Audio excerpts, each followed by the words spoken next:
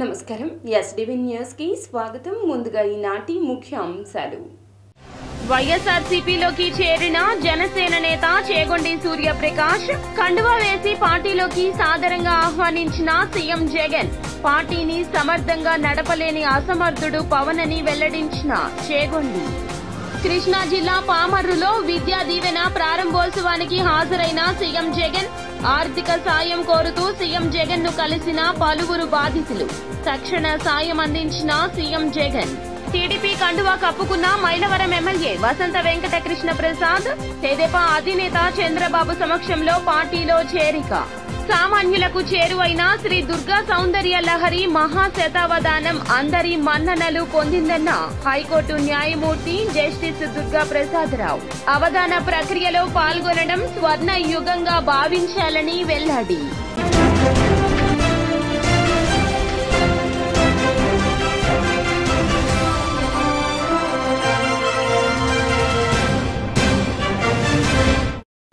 ఇక డీటెయిల్స్ చూస్తే వైఎస్ఆర్సీపీలోకి జనసేన నేత చేగొండి సూర్యప్రకాష్ చేరిక జరిగింది.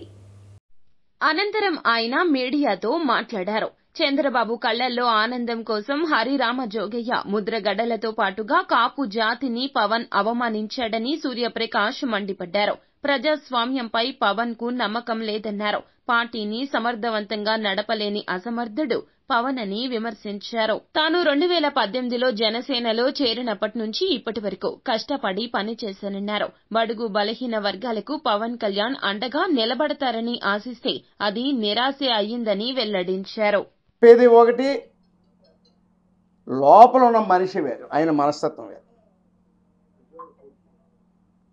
అసలు కనీసం పార్టీని ప్రజాస్వామ్యబద్ధంగా నడపడం చేత కానీ ఒక అసమర్థుడు శ్రీ పవన్ కళ్యాణ్ గారని చెప్పి నేను ఈ సందర్భంగా తెలియజేస్తున్నాను. జనసేన పార్టీలో కనీసం అంతర్గత ప్రజాస్వామ్యం లేదు. నేను ప్రయాణం చేసినట్టు 6 సంవత్సరాల కాలంలో నేను ఒక పిఎస్సి మెంబర్గాను, ఆచంట నియోజకవర్గం ఇన్ఛార్జ్గాను ఆయన నాకు ఇచ్చినటువంటి టైము కేవలం 30 నిమిషాలు మాత్రమే. 6 సంవత్సరాలు కేవలం 30 నిమిషాలు మాత్రమే నాతో మాట్లాడడం జరిగింది.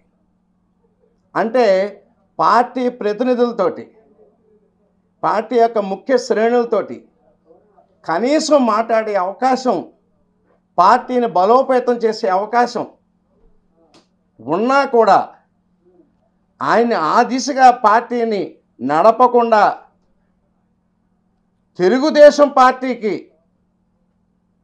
కొమ్ము కాయటానికి శ్రీ నారా చంద్రబాబు నాయుడు గారిని లేకపోతే లోకేష్ను ముఖ్యమంత్రి చేయడానికో ఆయన ప్రయత్నాలు కనిపిస్తున్నాయి తప్పితే 2014 నుంచి ఈ రోజు వరకు చూసుకుంటే సుదీర్ఘకాలం 10 సంవత్సరాల కాలం ఆయన పార్టీ పెట్టడం జరిగింది. ఈరోజు పార్టీ పెట్టి కనీసం ఈ రోజుకు బూత్ కమిటీలు వేసే ప్రయత్నాలు ఆయన ఏ రోజు కూడా చేయలే. కనీసం సీఎం జగన్మోహన్ రెడ్డి మరొకసారి తన మానవత్వాన్ని చాటుకున్నారు. పామర్రుకు వచ్చిన సీఎం జగన్ పలువురు బాధితులకు తక్షణ సాయం అందజేశారు. విద్యా దీవెన ప్రారంభోత్సవానికి సీఎం జగన్ కృష్ణా జిల్లా పామర్రుకు వచ్చారు. ఈ సందర్భంగా పలువురు దివ్యాంగులు, అనారోగ్య బాధితులు సీఎం జగన్ ను కలిసి తమ బాధను చెప్పుకుని సహాయం కోరుతూ వినతి పత్రాలు సమర్పించారు. దీనిపై సీఎం మానవత్వంతో వెంటనే స్పందించి బాధితులను ఆదుకునేందుకు తక్షణ సాయం చేయాలంటూ జిల్లా కలెక్టర్ను ఆదేశించారు.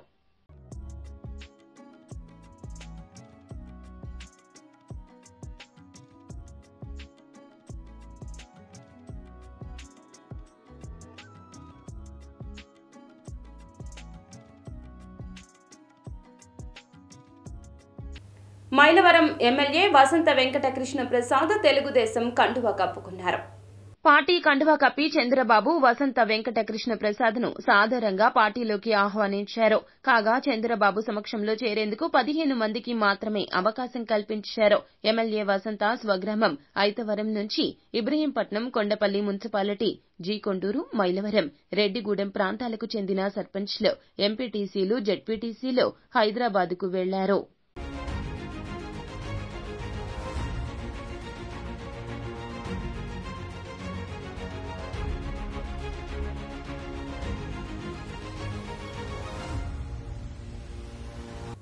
5 రోజులుగా నిర్వహిస్తున్న శ్రీ దుర్గా సౌందర్య లహరి మహాశతావధానం ముగిసింది.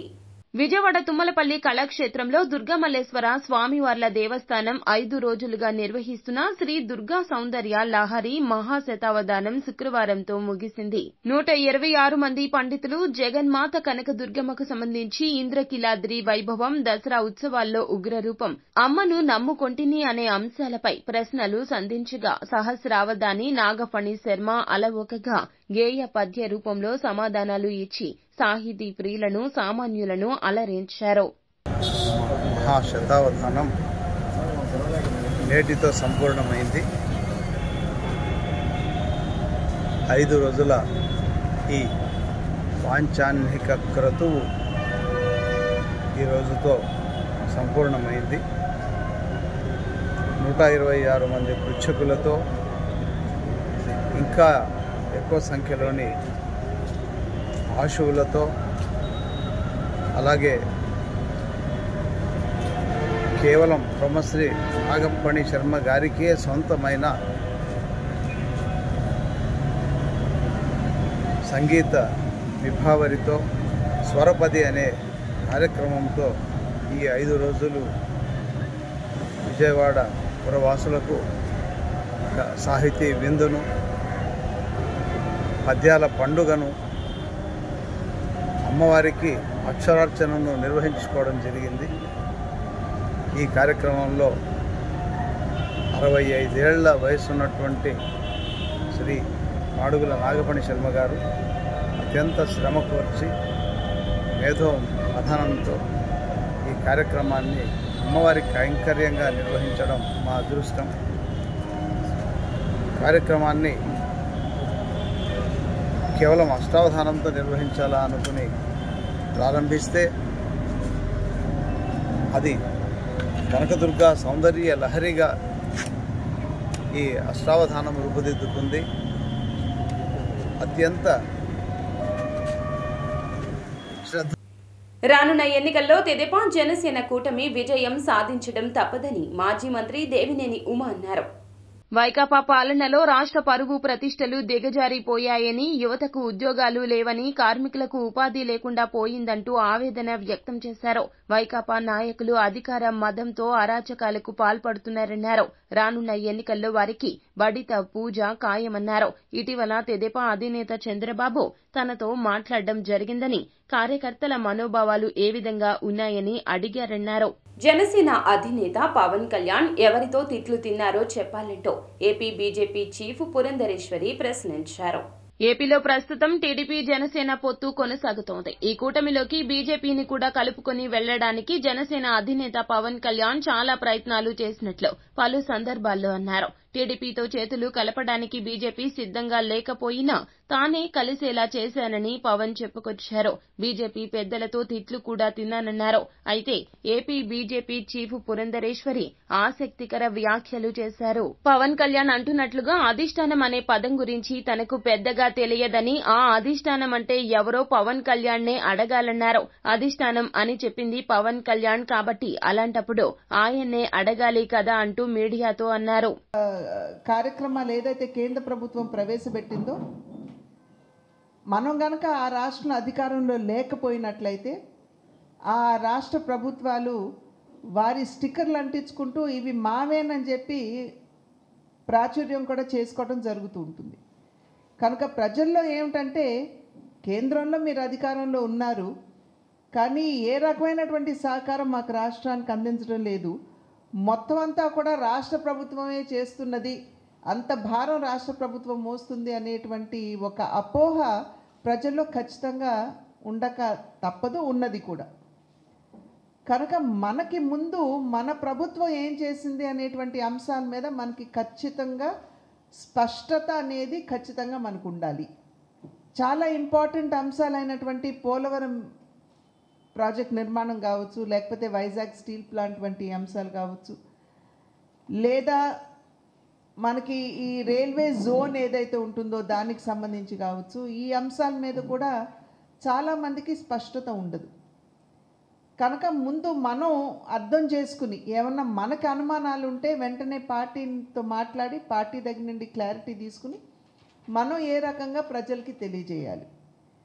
కనుక మనకి ఇటువంటి అంశాల మీద కూడా ఒక క్లారిటీ అనేది ఖచ్చితంగా. బోండా ఉమా నివాసంలో సెంట్రల్ నియోజకవర్గానికి చెందిన పలువురు నాయకులు టీడీపీ తీర్థం పుచ్చుకున్నారు.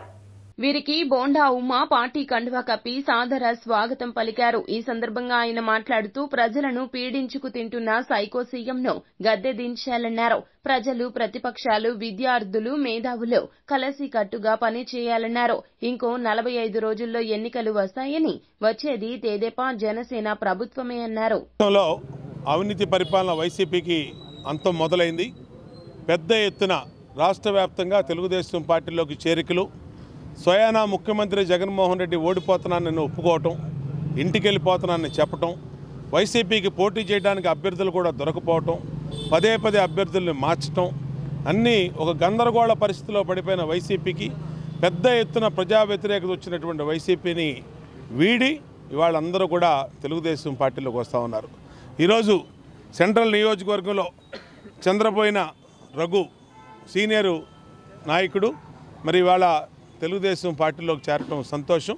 ఆయన మిత్ర బృందాన్ని హృదయపూర్వకంగా అభినందిస్తూ ఉన్నా. లిఖిత్ కానీ, అఖిల్ సాయి కానీ, శోభన్ కుమార్ కానీ, మనోజ్ కానీ, రామకృష్ణ కానీ, జనార్దన్ కానీ, చిన్నా కానీ, నరసింహరావు కానీ ఇంకా 100 మంది కార్యకర్తలతో, ముఖ్యమైనటువంటి కార్యకర్తలతో తెలుగుదేశం పార్టీలో చేరారు. వీళ్ళని తెలుగుదేశం పార్టీలో సెంట్రల్ నియోజకవర్గం హృదయపూర్వకంగా ఆహ్వానిస్తూ నేను చాలా సంవత్సరాల నుంచి, చాలా చిన్నప్పటి నుంచి కాంగ్రెస్ పార్టీలో ఉన్నాను. ఆ తర్వాత చాలా ఇదిగా కష్టపడి పనిచేశాను. నేను బోండా ఉమాన్న గారి నాయకత్వంలో టీడీపీలో చేరి తెలుగుదేశం పార్టీ గెలుపుకి నా వంతు కృషి చేద్దామని చెప్పి కష్టపడతాను. గెలవాలని చెప్పి మనస్ఫూర్తిగా ఆకాంక్షిస్తున్నాను. నాయకుడు గతంలో కాంగ్రెస్ పార్టీలో పెద్ద ఎత్తున పనిచేసి తర్వాత జరుగుతున్నటువంటి రాజకీయ పరిణామాలతో ఇమడలేక సేవా కార్యక్రమాలు, స్వచ్ఛంద కార్యక్రమాలు చేసుకున్నటువంటి మా మిత్రుడు రఘు ఆధ్వర్యంలో ఈనాడు పెద్ద ఎత్తున 150 మంది పైబడి బోండా ఉమేశ్వరరావు గారి సమక్షంలో తెలుగుదేశం పార్టీలో చేరటం జరిగింది. అటు వ్యాపార రంగం, ఇటు ఉద్యోగస్తులు, అటు మహిళలు, ఇటు యువత, విద్యార్థులు కూడా వైసీపీ ప్రభుత్వంలో భవిష్యత్తు సర్వనాశనమైనటువంటి నేపథ్యంలో సామాజిక స్పృహ కలిగి అనేక సంవత్సరాలు సేవా కార్యక్రమం ఉన్నటువంటి సోదరుడు రఘు కాదు, 40 సంవత్సరాల అనుభవం కలిగినటువంటి నారా వెల్లంపల్లి శ్రీనివాసరావు, కేసినేని నాని విలువలేని వ్యక్తులు అని కేసినేని చిన్ని వెల్లడించారు. పదవి కోసం నైతిక విలువలు పక్కన పెట్టి ప్రజల నమ్మకాన్ని తాకట్టు పెడతారన్నారు. ఇటీవల వరకు తెదేపాలో ఉండి వైకాపాలో చేరిన కేసినేని నానిది కూడా అదే తరహా వ్యక్తిత్వమన్నారు. పాయకాపురంలోని రవీంద్ర ఫంక్షన్ హాల్లో సెంట్రల్ నియోజకవర్గ తెదేపా విస్తృత స్థాయి సమావేశం నిర్వహించారు. దీనికి ముఖ్య అతిథులుగా విచ్చేసిన కేసినేని చిన్ని వెల్లంపల్లి నానిలపై విరుచుకుపడ్డారు. విమర్శనాస్త్రాలు సంధించారు.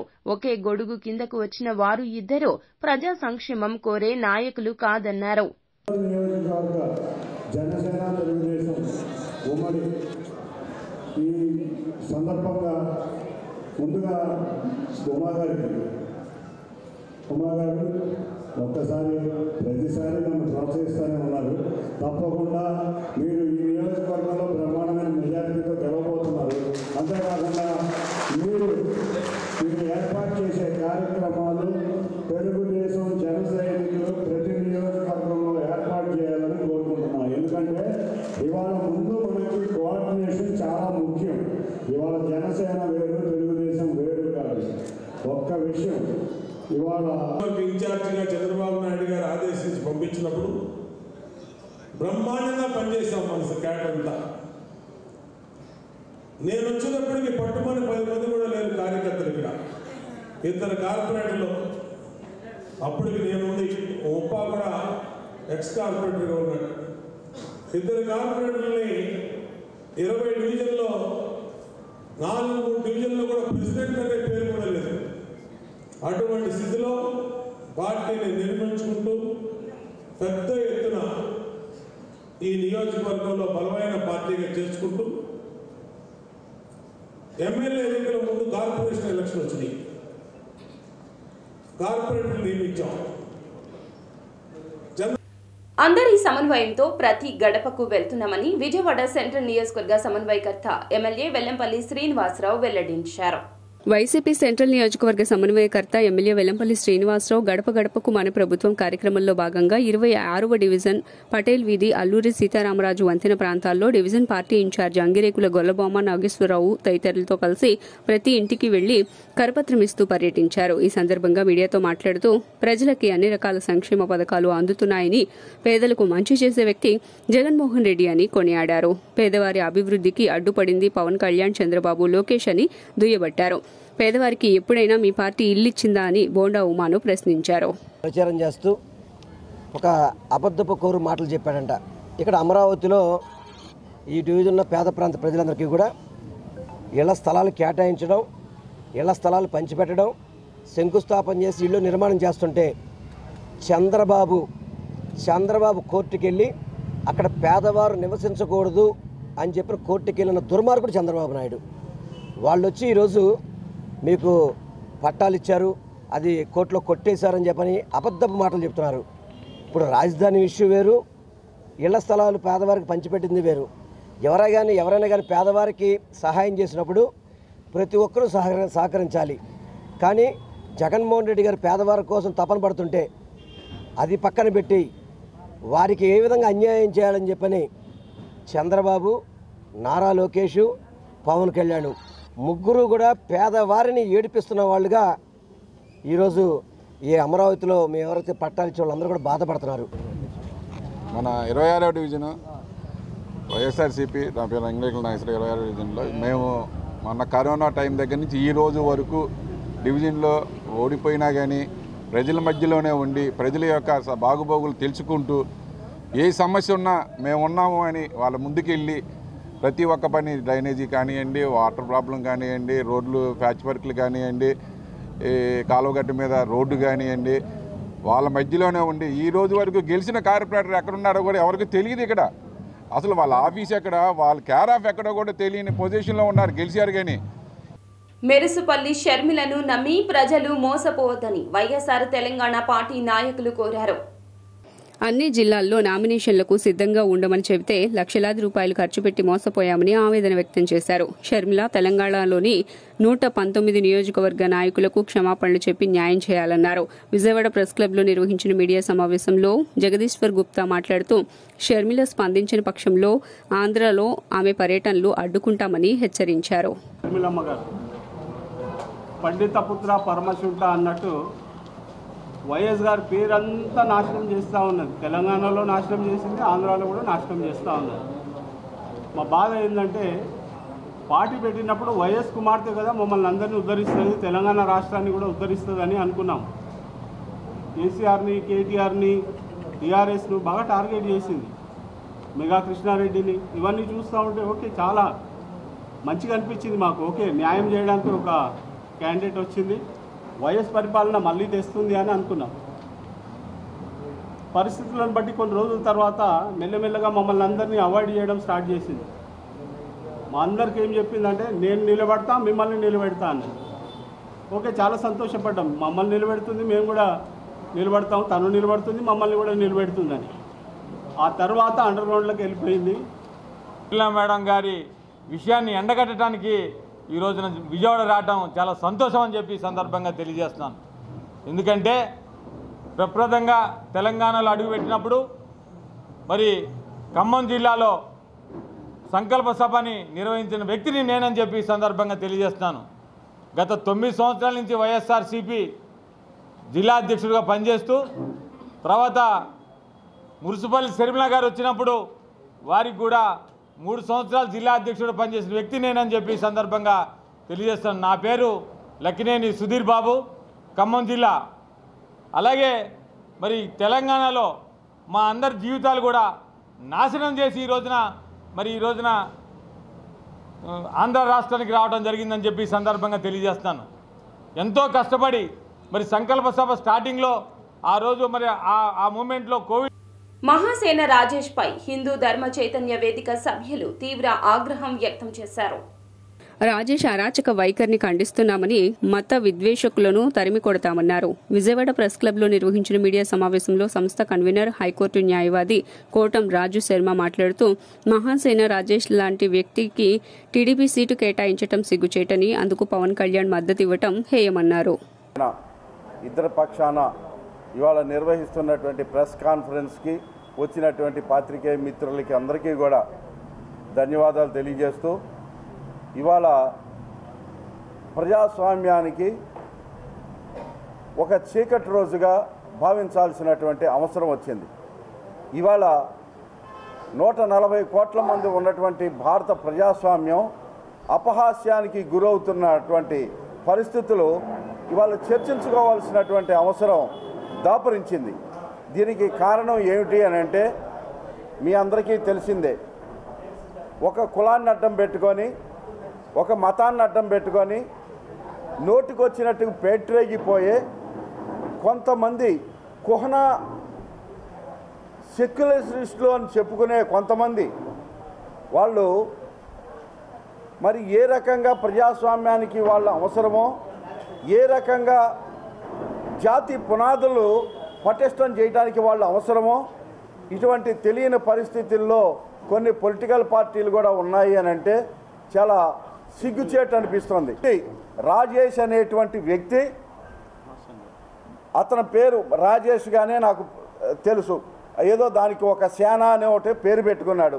ఏమి సేనో, ఎందుకోసం సేనో, అతను ఏం చెప్పదలుచుకున్నాడో అని అంటే నిన్నటి దాకా ఒక పిచ్చి మనిషి, పిచ్చి పట్టినవాడు రోడ్డు మీద నడుస్తుంటే ఏ రకంగా అతన్ని పరిగణలోనికి తీసుకుంటామో అదే రకంగా ఒక పిచ్చి పట్టిన మనిషిగానే నిన్నటి దాకా లెక్కలోకి తీసుకున్నాం. కానీ ఈ పిచ్చి పెట్టిన మనిషికి తెలుగుదేశం పార్టీ పక్షాన్ని నుంచి చంద్రబాబు నాయుడు గారు తీసుకొని వచ్చి ఇతన్ని లోక్సభలో లేకపోతే మన శాసనసభల్లో, చట్టసభల్లో కూర్చోబెడతాము అని అంటే ఒప్పుకోవటానికి బాల్లో వాళ్ళు ఎట్లా మాట్లాడతారు, ఎటువంటి పరిణతితో వాళ్ళు ప్రవర్తిస్తారని చెప్పేసి ప్రజలందరూ కూడా ఆలోచించుకోవాల్సిన అవసరం ఉంది. అట్లాగా ఒక మతాన్ని ప్రత్యేకించి హిందూ దేవుళ్ళని ఏది పెడితే అది బజార్లో వినలేని మాటలు, ఆడవాళ్ళని ఏది పెడితే అది మాట్లాడే మహాసేన రాజేష్ లాంటి వాళ్ళకి సీట్ ఇచ్చిన చంద్రబాబు నాయుడు, దానికి మద్దతు తెలిపిన జనసేన పవన్ కళ్యాణ్, వీళ్ళిద్దరూ కూడా అతని సీటు విషయంలో ఇంకొకసారి ఆలోచించుకోవాలని హిందూ చైతన్య పూజారి పూజలు కండక్ట్ చేస్తాడు. ఒక క్రిస్టియన్ జేసదాస్ గారు అయ్యప్ప స్వామి నిద్రపుచ్చుతాడు. ఏ మతాన్ని కూడా దూషించమని చెప్పి ఈ రాజ్యాంగం మనం హక్కులు కల్పించలేదు. ఈ అంబేద్కర్ గారు బలానా మతాన్ని తిట్టమని చెప్పి రాజ్యాంగం హక్కులు కల్పించలేదు. బాధ ఏంటంటే ఆ రోజున బైర్ నరేష్ అనే వ్యక్తి తెలంగాణ ప్రాంతంలో అయ్యప్ప స్వామిని దూషిస్తే పవన్ కళ్యాణ్ గారు తీవ్రంగా ఖండించారు. ఈ రోజున అదే పవన్ కళ్యాణ్ గారు, అదే చంద్రబాబు నాయుడు గారు ఈ బైర్ నరేష్కి సీటు కేటాయించడంపై పునరాలోచించుకుని ఈ హైందవ సంస్కృతి, సాంప్రదాయాలు, హైందవ సమాజాన్ని విమర్శించే వ్యక్తిని మీరు ఎమ్మెల్యే అభ్యర్థిగా ప్రకటిస్తారో విత్డ్రా చేసుకుంటా నిర్ణయం తీసుకోవాలి. ఎందుకంటే ఈ సభ్య సమాజంలో ఒక ఎమ్మెల్యే కానీ, ఒక ఎమ్మెల్సీ కానీ, ఒక ఎంపీ కానీ ప్రజలకు జవాబుదారీగా ఉండాల్సిన వ్యక్తి పెరబెట్టాడు అంటే ఇతను సైకో.